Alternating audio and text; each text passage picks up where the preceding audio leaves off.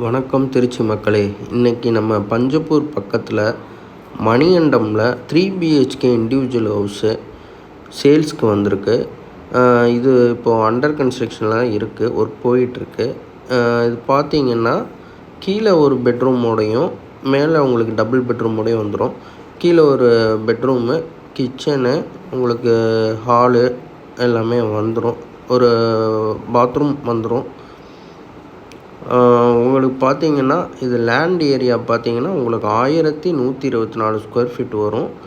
Build up வந்து உங்களுக்கு 1460 square ஃபீட்டுக்கு மேலே வரும்.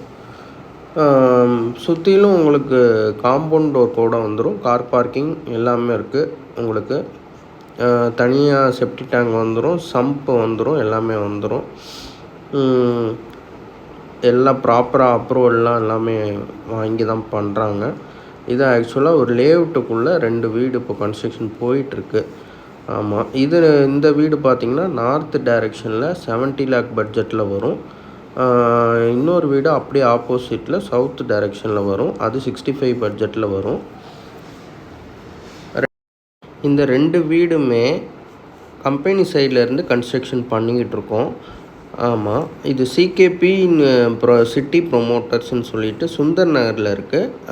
அந்த கம்பெனியோட லேஅவுட்டில் தான் 2 வீடு இப்போ கன்ஸ்ட்ரக்ஷன் போயிட்டுருக்கு.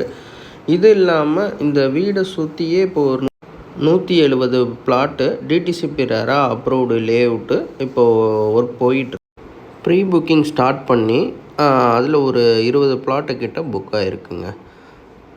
1200 ஸ்கொயர் ஃபீட்டில் இருந்து பிளாட்ஸ் இருக்குது. எல்லாம் உங்களுக்கு டைரெக்ஷன் நார்த்து, ஈஸ்ட்டு, சவுத் அந்த டைரெக்ஷனில் உங்களுக்கு வந்துடும்.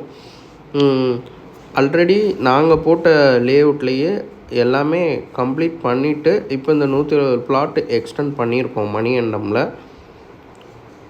உங்களுக்கு இது நல்ல ஒரு ப்ரைம் லொக்கேஷன்லேயே வந்துடும். கரெக்டாக கள்ளுக்குடி மார்க்கெட் ஆப்போசிட்டில் 60 ஃபீட் ரோடில் உங்களுக்கு பைபாஸ்லேருந்து 400 மீட்டர்லேயே இந்த லேஅவுட் வந்து கனெக்ட் ஆகிருங்க. நீங்கள் பஞ்சப்பூர்னு எடுத்துக்கிட்டிங்கன்னா ஃபஸ்ட்டு ரெசிடென்ஷியல் ஏரியா வந்து மணிகண்டம் தான்.